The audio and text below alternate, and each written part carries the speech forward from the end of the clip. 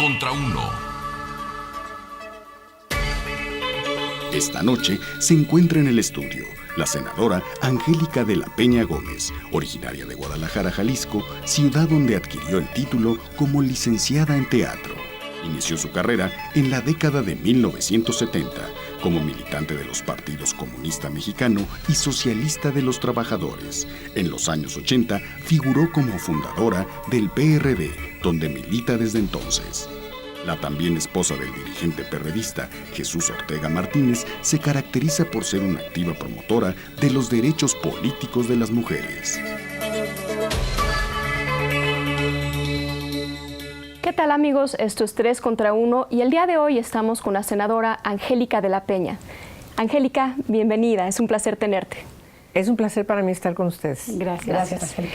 Angélica, tú tienes una trayectoria impresionante en materia de derechos humanos y en particular derechos de los niños y las niñas. Y encabezas la Comisión de Derechos Humanos del Senado.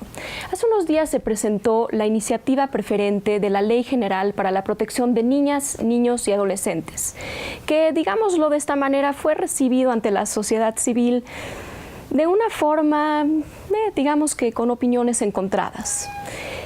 ¿Cuáles estimas que son los puntos más importantes y atinados de la iniciativa y cuáles tú crees que se tienen que retrabajar? Bueno, en primer lugar es muy importante que haya sido la materia de derechos de la niñez la que concibió la iniciativa preferente de este periodo ordinario de sesiones. Por lo tanto, creo que hay que destacar una voluntad política por parte del Ejecutivo Federal al enviar esta iniciativa e instarnos a que en 30 días, cuando mucho, estemos dictaminándola, en el caso del Senado. Pasaría a la Cámara de Diputados, también tendrían 30 días y ojalá que alcance a impactar en alguna medida el presupuesto que se está discutiendo ya en la Cámara de Diputados. Ese es el principal mérito. Alguien diría, ¿por qué derechos de la niñez? Entonces tiene una gran relevancia que sea derechos de la niñez. ¿A ti te sorprendió? Y no algún otro tema. ¿Te sorprendió que la primera iniciativa presidencial fuera esa? No me sorprendió porque ha derivado de un trabajo de mucho tiempo. Recuerden ustedes que hay distintas iniciativas en las comisiones, tanto en la Cámara de Diputados como en el Senado, y entonces hemos estado insistiendo, senadoras y senadores de todos los grupos parlamentarios, que este asunto ya se legisle. Entonces nos parece muy relevante que la construcción de todos estos acuerdos hayan llevado a que finalmente el presidente haya enviado la iniciativa preferente. ¿Te parece un acierto de entrada que ese sea el tema de la iniciativa preferente? Pero, como decía Malca, le han hecho varias críticas a organizaciones que trabajan directamente con niños y niñas. Por ejemplo, Redim le puso una Red por los Derechos de la Infancia, le puso una calificación de 3 a 10, citando el índice de medición de calidad de las leyes, pues que estableció la Convención de las Naciones Unidas sobre Derechos del Niño. ¿Tú cómo ves estas partes? También la UNICEF dijo, por ejemplo, pues que no estaba contemplado un presupuesto tal que permitiera cumplir con todo lo establecido por esta iniciativa. Tú, además de esto, ¿qué le ves, Angélica? Primero, hay que definir con puntualidad que son sujetos de derechos, niñas y niños. La ley no lo dice expresamente. Segundo, hay que ampliar los conceptos que están inscritos en la parte sustantiva de la iniciativa. En el dictamen tenemos que puntualizar muy bien cuáles son los principios rectores. No solamente es el interés superior de la niñez, son otros principios rectores. También hay que ampliar derechos, la situación de discriminación múltiple, otros derechos vulnerados y tener un enfoque integral, holístico de todos los derechos de niñas y niños. Tercero, es importante que la parte adjetiva quede muy claro cuáles son las instituciones que tienen que articularse de manera transversal para la política pública a favor de derechos de la niñez. Esto quiere decir que hay que crear un sistema nacional que pueda definir con puntualidad que este es un asunto del Estado mexicano, no solamente de una institución. Cuarto, es necesario bajar hacia las entidades federativas y hacia los municipios.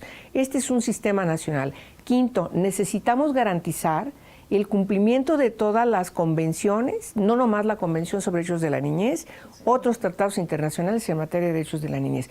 Y por último, tenemos el aniversario de la Convención, el próximo 20 de noviembre. De tal manera que México tiene que dar buenas cuentas a nivel internacional en este aniversario y entonces garantizar una ley sobre los derechos de niñas y niños y adolescentes que realmente cumpla con todas estas obligaciones vinculantes y con el casi 40% de la población de nuestro país. Explícanos un poco, Angélica, qué quiere decir esta parte que nos mencionas ahora de que no establece la iniciativa que los niños y niñas son sujetos de derechos. Bueno, hay una visión muy enraizada en nuestras sociedades de que los niños y las niñas son propiedad del papá y la mamá. Ajá. Es decir, es un asunto que solamente compete a la familia interna y entonces todo lo que acontezca con esas niñas y esos niños no tiene nadie por qué meterse. Ajá. Esa tutela explícita que permeó durante muchísimos años en todos los derechos de todas partes del mundo, por supuesto fue cambiada a partir de la Convención sobre Derechos de la Niñez. Podemos hablar que la Convención es un parteaguas, un mundo anterior de la situación irregular, la tutela de niñas y niños, y el mundo que viene posterior de la Convención, en donde estás hablando de un solo mundo de niñas y niños adolescentes que son tutelados sus derechos. No proteges niñas y niños, sino proteges los derechos de niñas y niños. Esa es la concepción de que niñas y niños son sujetos de derechos a pesar de que todavía no tengan la mayoría de edad, de que no voten, de que no puedan sobrevivir por sí mismos, que el Estado, tutores y custodios, quienes tienen la responsabilidad de niñas y niños, hasta los 18 años tienen que garantizar, proveer todo lo necesario para que puedan tener un libre desarrollo de su personalidad y, por supuesto, puedan concretar su proyecto de vida. Angélica, cuando hablamos de la infancia y de su vulnerabilidad y la importancia que haya una ley que proteja a niños y niñas, es inevitable pensar, por ejemplo, ahora en los menores migrantes que cruzan nuestro país sin compañía, ¿no? Es impresionante lo que estamos viendo y también otros casos, por ejemplo, como el del albergue Mama Rosa, por mencionar solo uno, de niños que son abandonados, que están en situaciones así de calle quizá y que acaban estando bajo la tutela de quién sabe qué instituciones que nadie regula. ¿Cómo ves esto, Angélica, tú, como decíamos, experta en este tema de infancia? Bueno, esos temas están inscritos en la iniciativa del presidente. Lógicamente tenemos que darle un enfoque más de protección de los derechos, de tal manera que evitemos, entendiendo de que la familia es un espacio primordial de desarrollo de niñas y niños, tenemos que evitar, porque además también así nos lo ha planteado el Comité de Derechos del Niño de Naciones Unidas, que las niñas y los niños estén lo menos posible institucionalizados. Eso estamos hablando de instancias que tienen que atender este tipo de niñas y niños que están en situación de abandono, de vulnerabilidad, pero debemos garantizar que cumplan protocolos. Claro. Pero no es lo mejor para un niño o una niña estar en una institución. Por eso tenemos que ver otro tipo de políticas que en México todavía no son muy comunes, por ejemplo, hogares de acogida, tener familias que puedan tener a las niñas y los niños los fines de semana, es decir, familias que se atrevan a adoptar a niñas y niños más grandes, no solamente bebés. Necesitamos impulsar una política que promueva que los niños y las niñas no es bueno para su desarrollo estar en una institución. En ese sentido, ¿se ha propuesto algo? ¿En la iniciativa existe? ¿Tú lo has pugnado ahí en el Senado, en otros ámbitos? Sí, claro, sí existe. Ahora, me parece que la ley es más allá del capítulo que tiene que ver con bullying, que tiene que ver con casas de asistencia, albergues, tiene que ver más allá también de niñas y niños migrantes no acompañados. La insistencia de nosotros es que tenga, insisto, este enfoque holístico. Hagan de cuenta que ponen a cada uno de los derechos tomados uno con otro de manera interdependiente, pero garantizando su cumplimiento de cada uno de ellos. Ese es el enfoque de la Convención. No es solamente que goce unos derechos y otros no, sino todos sus derechos. Y quienes están en situación de vulnerabilidad o de riesgo tenemos que atenderlos de manera preferente y por lo tanto el presupuesto, que es algo que también señalabas, tiene que expresarse de manera concreta para que el DIF, que es la institución que tiene que atender todas estas situaciones, tenga posibilidades de hacerlo. ¿Y está fácil, Angélica, todos estos temas que mencionas pendientes en la iniciativa, están fáciles, digamos, de resolver? ¿Hay voluntad? Bueno, el DIF tiene una experiencia muy importante que tenemos que destacar, pero necesitamos fortalecerle.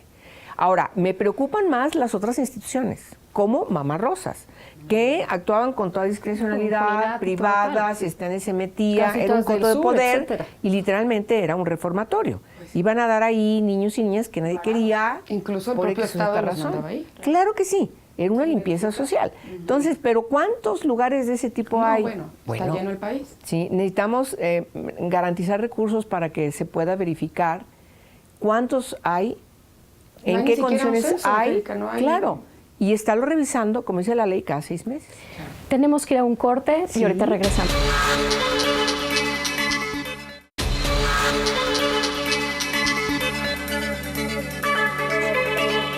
Angélica, otro de los temas que te han importado a ti a lo largo de tu trayectoria es desde luego el de las mujeres. Fuiste impulsora de una ley muy importante junto con otras mujeres como Marcela Lagarde, de la ley de acceso a las mujeres a una vida sin violencia. Platícanos un poco de eso.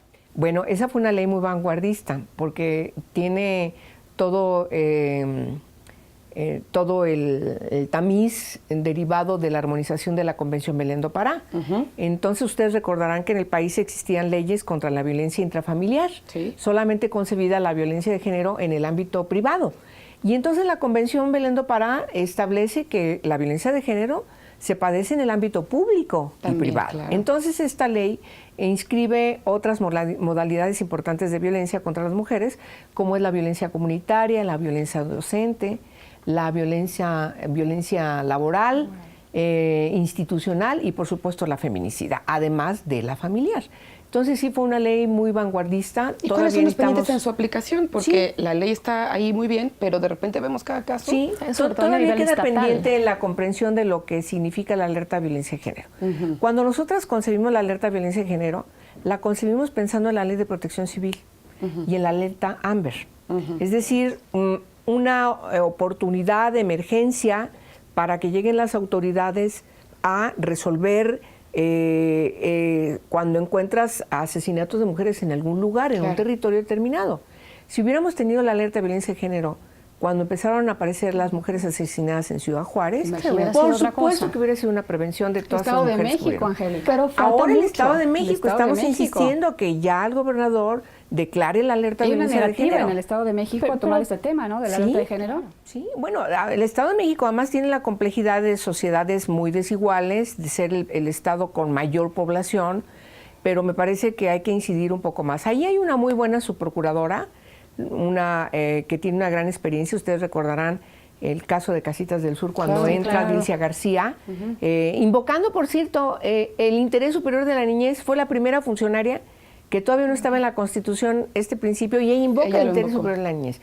Entonces yo espero que en el Estado de México estas decisiones que están tomando ya nos den respuestas, porque estamos muy preocupadas. Allí, Guanajuato. Bueno, en general, Angélica, hay una resistencia de los gobiernos a admitir que hay feminicidios en sus estados, por ejemplo, ¿no? O sea, siempre quieren decir, no, son homicidios, o sea, ¿no? O sea, que hay un tema de género en la violencia, en las muertes, eso les cuesta muchísimo trabajo todavía. Pero también político. Un gobernador piensa que una alerta de violencia de género es un punto negro en su carrera política y no una oportunidad para resolverlo. No solo, a veces también hay casos donde no se tipifica ese delito y son lesiones. Claro. Entonces las mujeres las regresan a sus casas y tienen que enfrentarse otra vez a las situaciones de violencia. Entonces creo que esta ley avanzó mucho en ese sentido, ¿no? Sí, tienes códigos penales que sancionan más el robarse una vaca que violar a una mujer. Violentar a una mujer, ya no digas algo peor como el que pierda la vida, ¿no? Entonces sí nos parece que tenemos que garantizar que todos los códigos y leyes en el país tengan una misma visión, un mismo enfoque, y la alerta de violencia de género se entienda que tiene que ser declarada en su estado. Cada entidad federativa tiene la responsabilidad, es algo que no han entendido los congresos locales, pero verlo como con todas las bondades de una oportunidad. Claro. Verificar qué pasa con el alumbrado público, qué pasa con el desarrollo social, qué pasa con la asistencia, además qué pasa con la seguridad. Por supuesto. Como fenómenos amarrados, igual que lo mencionabas con los niños. Hay un tema también que tú has luchado mucho, que es la inclusión de la mujer en la vida política. Sí, perteneces a este movimiento de mujeres en plural, en fin. Es también un tema de violencia dentro de este ámbito para las mujeres que se ven frenadas. Sí, claro, es una violencia política. Las mujeres tenemos que batallar mucho porque también hemos estado circunscritas al ámbito privado. Y cuando empezamos a salir y empezamos a exigir nuestros derechos que antes no teníamos, desde las primeras mujeres que lucharon en estos movimientos sufragistas hasta los derechos laborales, etcétera, votar, ser votadas. Me parece que el mundo tiene que cambiar y solamente va a cambiar a partir de que en las democracias estén integradas mujeres y hombres de manera equitativa. ¿Tú has sido víctima de violencia política? Sí, claro. Porque se da también en los partidos de izquierda. Bueno, ¿verdad? se da mucho, con quién lados. estás casada, etcétera, etcétera. Otros compañeros que privilegian las posiciones a los compañeros en vez de a las compañeras. Pero, ¿Cómo se lucha con eso? Yo soy muy propositiva. Yo siempre he visto, yo no he tenido conflicto de ningún tipo en ese sentido, sino que lo que he hecho es fundamentar. Cuando tú llegas a un espacio de discusión político y fundamentas, entonces las cosas se dan de otra manera. Pero sobre todo necesitamos formar a las compañeras, porque de repente al principio en el PRD éramos unas cuantas. Cuando hicimos la primera asamblea del PRD en 1990, incluimos el 20% de candidaturas a las mujeres. Y a veces las propias mujeres, connotadas señoras de aquella época, se subían, no necesitábamos ninguna cuota. Así subimos hasta ahora que finalmente logramos la paridad. Pero eso pasa en todos los partidos políticos y en todo el mundo. De tal manera que es importante determinarlo en la Constitución. ¿Y hay solidaridad entre las mujeres o juntas ni difuntas? ¿Cuál es tu experiencia? A ver, hay que explicarnos en primer lugar por qué las mujeres actuamos así. Es decir, competimos entre nosotras, no somos solidarias, damos pie a todo ese tipo de dichos que siguen exacerbando la discriminación entre nosotras y sobre todo los estereotipos sexistas. Hay una explicación. Si nosotras culpamos a las madres de que están creando machos y no entendemos que este es un asunto sistémico estoy hablando de miles de años, cientos de años atrás, entonces no vamos a poder explicarnos por qué las mujeres siguen perpetuando desde esos espacios el patriarcado. Entonces, ¿qué es lo que tenemos que hacer con las mujeres? Las mujeres necesitamos trabajar en buscar sinergias, complicidades, pero entendiéndonos y reconociéndonos. Las feministas italianas hace muchos años trabajaron justamente en construir esta competitividad terrible entre las mujeres a partir de conceptos muy importantes científicos que entraron a analizar por qué las mujeres éramos así. Y entonces, en primer lugar, reconocernos como hermanas, pero también reconocernos las mujeres entre sí por lo que es cada quien. Y eso cuesta mucho trabajo. Yo te reconozco a ti por lo que tú eres, por lo que tú representas, por lo que tú has logrado. Igual yo te reconozco a ti por lo que tú has hecho y por lo que estás haciendo en tu espacio. Yo reconozco todo lo que has avanzado en donde tú trabajas, porque me parece que es importante para yo poder reconocerme, que yo primero te reconozca a ti. Si no, no puede haber esa relación de sinergia entre tú y yo. Si yo llego y empiezo a competir con cualquiera de ustedes tres, pues entonces, ¿con qué autoridad puedo llegar a decirles a las otras mujeres, a ver, párenle a ese tipo de cosas, preparémonos, entendamos, comprendamos, pero siempre pensemos hacia adelante? Las mujeres tenemos que reconocernos como individuos. Oye, y siguiendo con este tema, y te voy a hacer una pregunta un poco más personal, a ti nadie te puede escatimar tu trayectoria, Angélica, o sea, tienes un trabajo que habla por sí mismo. Pero ¿qué tanto te ha pesado en esta violencia política de la que hablaba Marta y en esta violencia de género que siempre está por ahí de repente, la esposa de Jesús Ortega? Dije, a ver, ¿a qué horas van a preguntar? Es inevitable, ¿estás de acuerdo? No, Sí. No pesa tanto, pero O sea, sí es ¿te ha inevitable. pasado que a pesar de todo lo que tú has hecho, todo tu trabajo, de repente se reduzca la esposa de Jesús Ortega? Sí, claro, como si ese fuera un defecto y como Exacto. si eso me pesara, pues para Claro. nada. Miren, Jesús y yo tenemos muchísimos años, tenemos una familia construida y francamente yo creo que él ha avanzado seguramente por la relación que tiene conmigo y yo he avanzado por la relación que tengo con él. Claro. De eso tratan las parejas. Así es. Y me parece que eso va a ser inevitable y simplemente no me importa. Al contrario. Bueno, tenemos que hacer pausa, Angélica, y regresamos. Sí.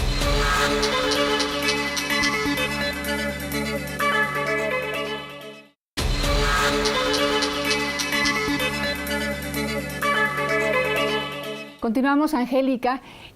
Otro tema que yo creo que es interesante que le platiquemos a la gente es por qué estudiaste actuación allá en Guadalajara y brincaste en la política. Sí. Sí, yo he militado desde muy chica. Estudiaba y al mismo tiempo militaba.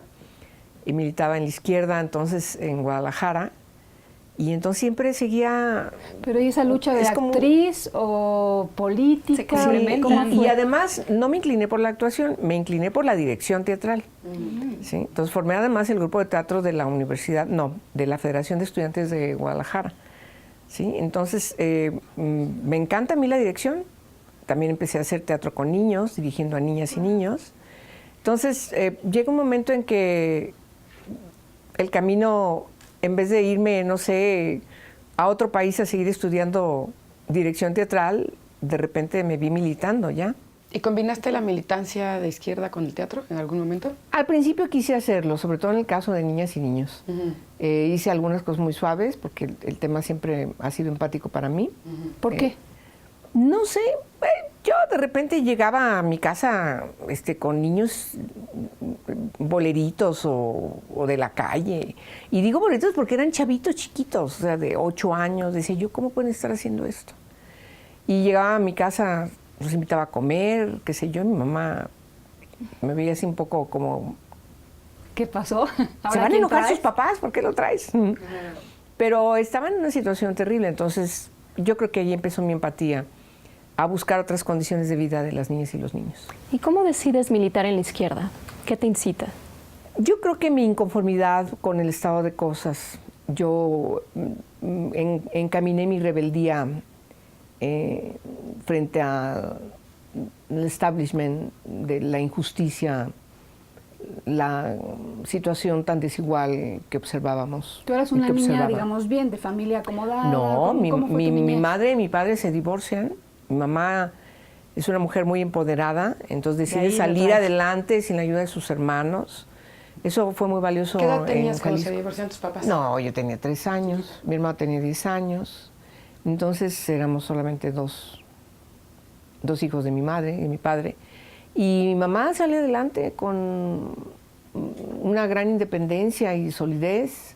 Y yo creo que eso marcó también a que yo fuese una mujer te empoderada. marca, definitivamente. Sí, muy luchadora. Y entonces esas circunstancias nos llevan pues a salir adelante siempre en una familia pequeña pero muy unida. Mi hermano no era macho, ni mucho menos, muy solidario. Era casi...